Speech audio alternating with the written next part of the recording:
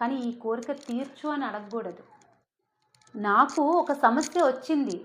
ఈ సమస్యని నేను ఎదుర్కొనేంత శక్తి నాకివ్వు తల్లి అని దండం పెట్టుకోవాలంతే. ఈ కోరిక తీర్చు అంటే ఇంకో కోరిక రాదా మనకి? ఇంకో సమస్య రాదా?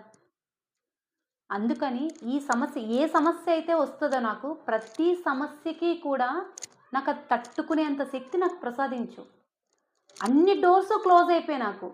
ఆ డోర్స్ నుంచి ఒక ఐడియా కావాలి అనడానికి అమ్మని పట్టుకోవాలన్నమాట. మనం లలిత గాని, కనకధార గాని, గురుచరిత్ర గాని, ప్రతి ఒక్కటి పారాయణం గాని, జపం గాని, మంత్రం గాని, స్తోత్రం గాని చేసేటప్పుడు ఒక్కటే ఉండాలి. అక్కడ మనం ఒక లలితా సహస్రనామం చదువుతున్నాము అంటే ప్రతి ఒక్కటి ఎంత బాగా వర్ణిస్తారండి అమ్మవారిని. ఒక నుదుటి దగ్గర నుంచి, ఒక కురుల దగ్గర నుంచి ప్రతి ఒక్కటి, ఆమె పెట్టుకునే జుంకీలు అన్నీ కూడా ప్రతి ఒక్కదాన్ని, ఆవిడ చెక్కిళ్ళు ప్రతి